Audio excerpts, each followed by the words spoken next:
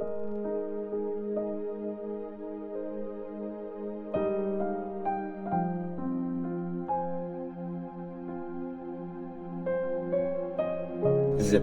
chapter 1. Ang parusa ni Lord sa Juda. Ito ang mensaheng binigay ni Lord kay Zephaniah noong time ni Josiah na anak ni Amon ang hari ng Juda. Si Zephaniah ay anak ni Cushi at apo ni Gedaliah. Si Gedaliah ay anak ni Amariah at apo ni Hezekiah. Wala akong ititira mula sa balat ng lupa, sabi ni Lord. Papatayin ko ang mga tao at hayop. Uubusin ko ang mga ibon sa langit, pati na ang mga isda sa dagat. Papabagsakin ko ang masasama. Wawasakin ko lahat ng tao sa balat ng lupa, sabi ni Lord. Paparusahan ko ang Juda at lahat ng nakatira sa Jerusalem. Tatanggalin ko sa lugar na ito lahat ng natitirang bakas ng pagsamba kay Baal, pati ang mga priest na nagsaserve sa kanya. Wawasakin ko sila mga umaakyat sa rooftop para sambahin ang sun, moon, at mga stars. Silang sumumpang maging loyal kay Lord, pero sumamba naman sa Diyos na si Molech. Wawasakin ko silang mga tinalikuran ang pagsaserve kay Lord. Silang hindi lumapit o humingi ng gabay kay Lord. Tumahimik kayo sa harap ni Lord God, dahil malapit nang dumating ang araw ng paghatol ni Lord. Hinahanda niyang pang-alay ang bayan niya. Ini-invite ang mga kaaway para limasin ang Juda. Sa araw na yon, sasabihin ni Lord, paparusahan ko ang mga officials, ang pamilya ng hari, at lahat ng sumunod sa gawain ng mga dayuhan. Sa araw na yon, paparusahan ko lahat ng sumasamba sa mga Diyos-Diyosan at ang mga nagpupuno ng bahay ng amo nila ng karahasan at pandaraya. Sa araw na yon, sabi ni Lord, may maririnig na sigaw mula sa fish gate, malakas na iyakan mula sa bagong parte ng Jerusalem, at malakas na tunog ng gumuguhong gusali mula sa mga hills. Umiyak kayo ng malakas, kayong mga nakatira sa mababang parte ng city, dahil lahat ng mga negosyante, lahat na nagtitimbang ng silver, patay na. Sa time na yon, gagamit ako ng mga lamp para maghalughog sa Jerusalem, at paparusahan ko ang mga tao na sobrang bilib sa sarili, mga nagsasabing walang gagawin sa atin si Lord, mabuti man o masama. Ang mga kayamanan nila ay sasamsamin at ang mga bahay nila wawasakin. Kahit magtayo sila ng mga bahay, di nila ito matitirhan. Kahit magtanim sila ng mga ubasan, ang mga alak nito di nila matitikman. Malapit nang dumating ang araw ni Lord, di na magtatagal, mabilis na darating. Mapait ang iiyakan sa araw ni Lord, kahit magigiting na sundalo, mag-iiyakan. Yun ay araw ng matinding galit, araw ng matinding pag-aalala at kaguluhan, araw ng pagguho at pagwasak, araw ng dilim at lagim, araw ng madilim at makapal na ulap, araw ng pagtunog ng trumpet at sigaw ng mga sundalong sumasalakay sa mga city na napapalibutan ng matitibay na pader at matataas na tower. Papadalahan ko ng matinding paghihirap ang mga tao, kaya maglalakad silang parang bulag, dahil nagkasala sila laban kay Lord. Ang dugo nila mabupuhos na parang tubig, at kakalat ang mga bangkay nila na parang dumi. Di sila maliligtas ng silver at gold nila sa araw ng matinding galit ni Lord. Sa apoy ng galit ng kanyang selos, buong mundo ay mauubos. Wawasakin niyang bigla lahat ng nakatira sa lupa. Zephaniah chapter 2. Sama-samang magsisi. Magsama-sama kayo at matauhan, bansang walang kahihiyan, bago pa kayo itaboy na gaya ng ipang nililipad ng hangin, bago dumating ang mabagsik na galit ni Lord, bago dumating ang araw ng matinding galit ni Lord. Lumapit kayo kay Lord, lahat kayong mga nasa lupain na nagtitiwala sa Kanya, kayong sumusunod sa mga utos Niya. Gawin ang tama, maging humble, at baka makaiwas kayo sa parusa sa araw ng matinding galit ni Lord. parusa sa mga bansa sa paligid ng Juda. Walang matitirang nakatira sa Gaza, pati na rin sa Ashkelon. Papalayasin ang mga taga-Ashdod sa tanghaling tapat at itataboy ang mga taga-Ekron. Kawawa kayong mga nakatira sa tabing dagat, kayong bansa ng mga taga-Filistia. Ang hatol ni Lord ay laban sa inyo. O Kanaan, lupain ng mga Philistines, wawasakin ko kayo hanggang wala nang matira sa inyo. Ang lupain nyo sa tabing dagat, magiging damuhan, tirahan ng mga shepherds at kulungan ng mga tupa at kambing.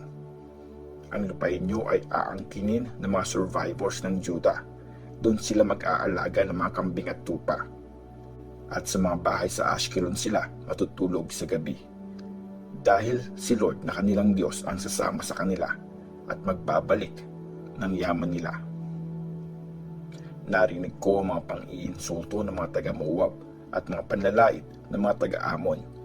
Iniinsulto nila ang bayan ko at nagyabang na aagawin ang lupain nito.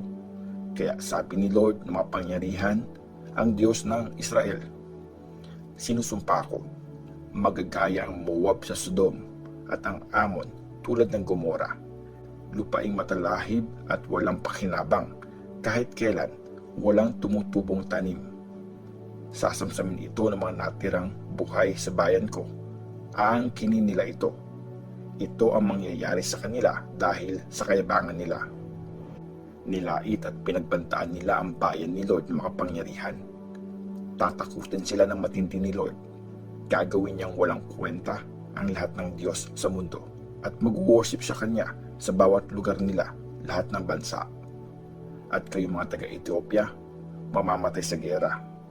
Gagamitin ni Lord ang kapangyarihan niya laban sa north at wawasakin ang Assyria. At ang Nineveh, gigibain niya at gagawing tuyot gaya ng desert. Maninirahan dito ang mga baka, tupa at kambing, lahat ng uri ng hayop. Magpupugad ang mga kuwago sa mga gumuhong lugar nito. Mag-iingay ang mga ito sa bintana. Mag-iingay ang mga ito sa bintana, pati ang mga uwak sa may pintuan. Dahil tanggal na ang mga kahoy na cedar, ito ang mangyayari sa mayabang na city na masyadong kampante, na sinasabi sa sarili, ako ang the best sa mundo. Wasak na wasak ito, lungga ng mababangis na hayop. Lahat ng dadaan dito, mandidiri at kikilabutan. Zephaniah chapter 3. Hahatulan ni Lord ang Jerusalem. Kawawa ang Jerusalem na mapagrebelde at makasalanan. Inaapi ang sariling bayan. Wala siyang pinapakinggan. Di nagpapadisiplina. Di siya nagtitiwala kay Lord. Di lumalapit sa Diyos para humingi ng tulong. Parang mga umuungol na layon ang mga officials niya. Ang mga judge niya, parang mga wolf na masiba na di nagtitira kahit buto para sa susunod na araw. Ang mga prophet niya ay basta-basta kung magsalita, di mapagkakatiwalaan. Ang mga priest niya, walang galang sa mga banal na bagay. Pinabaluktot ang kautusan para sa sariling pakinabang. Pero nasa loob pa rin ng city si Lord na matuwid, di gumagawa ng mali. Bawat umaga, katarungan ang pinapakita niya. Araw-araw, walang palya. Pero ang masasama, di nahihiyang magkasala. Sabi ni Lord, winasak ko na ang mga bansa. Giniba ko ang mga pader at tower nila. Sinira ko ang mga daan, kaya wala nang malalakaran. Wala nang natira sa mga cities nila. Wala nang tao doon. Walang nakatira. Iniisip ko, siguradong ang bayan ko ay matatakot na sa akin. Ang pagdisiplina ko, kanyang tatanggipin. Kaya di na siya makakalimot sa lahat ng mga tinuro ko sa kanya. Pero lalong lumala ang kagustuhan nila na gumawa ng masama. Kaya sabi ni Lord, hintayin niyo ang araw na tatayo ako bilang witness. Kasi nag-decide na akong i-gather ang mga bansa, pagsamasamahin ang mga kaharian para ibuhos sa kanila ang aking galit. Lahat ng galit kong nagngingit-ngit dahil sa apoy ng matinding galit ko, mauubos ang buong mundo. Ibibless ni Lord ang sumusunod sa kanya. Sa time na yon, babaguhin ko ang pananalita ng mga tao. Magiging malinis ito para makapag-pray lahat kay Lord at sama-samang mag-serve sa Kanya. Mula sa kabila ng mga ilog ng Ethiopia, magpe-pray ang bayan kong tinapon. Dadalhan nila ako ng offering. Sa time na yon, di na kayo mapapahiya dahil sa mga ginawa niyong pagre-rebelde sa akin. Aalisin ko sa inyo ang sobrang mayayabang at di na kayo magmamalaki sa banal kong bundok. Mag-iiwan ako sa inyo ng mga taong humble at mababa ang loob. Lalapit sila kay Lord para humingi ng tulong. Silang mga nag-survive sa Israel. Di na sila gagawa ng mali at magsisinungaling. Sa mga bibig nila, wala nang lalabas na panloloko. Sila ay magiging safe at masagana at wala nang mananakot sa kanila. Kantang masaya. Kumanta ka ng malakas, O Zion. Sumigaw ka, O Israel. Mag-celebrate at magsaya ka ng buong puso, O bayan ng Jerusalem. Tinigil na ni Lord ang parusa sa iyo. Tinaboy na niya ang mga kaaway mo. Ang hari ng Israel, si Lord, kasama mo.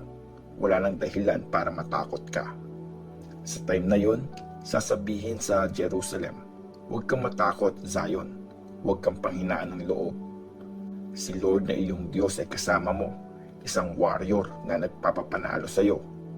Sobrang katutuwaan ka niya. Dahil mahal ka niya, bibigyan ka niya ng bagong buhay. Sa sobrang saya niya sa iyo, mapapakanta siya, tulad ng ginagawa pag may piyesta.